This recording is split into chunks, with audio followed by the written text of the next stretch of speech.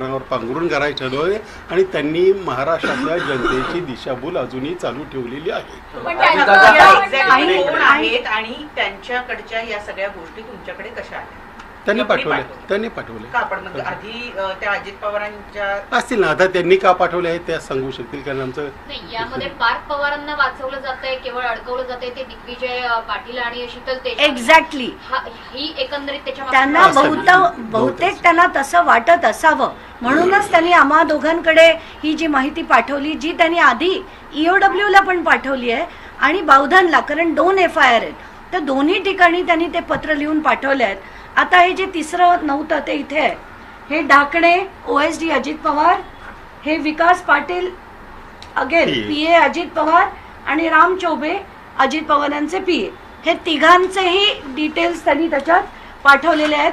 आता महत्वाचं म्हणजे हे जे ढाकणे आहेत यांना कधीपासून त्यांनी लिहिलंय, तर ज्या दिवशी 16 जूनला ते तिथे तृप्ता ठाकूर, ते जे बाउन्सर्स मी मागे म्हटलं होतं, ते जेव्हा पोझेशन घ्यायला गेले होते तेव्हा सुद्धा फोन कॉल्स आणि सगळे झालेले आहेत.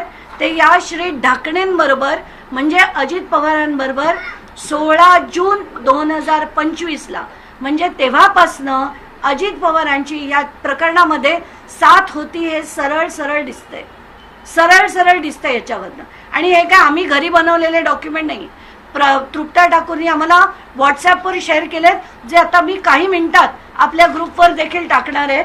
हे बघा, 16 जून 2025 ज्या दिवशी तिथे ताबा घ्यायला बोटॅनिकल सर्वेमध्ये जेव्हा पार्थ पवार पोचला तेव्हा ढाकण्यांचे फोन कॉल सगळे तृप्ताबरोबर झालेले आहेत.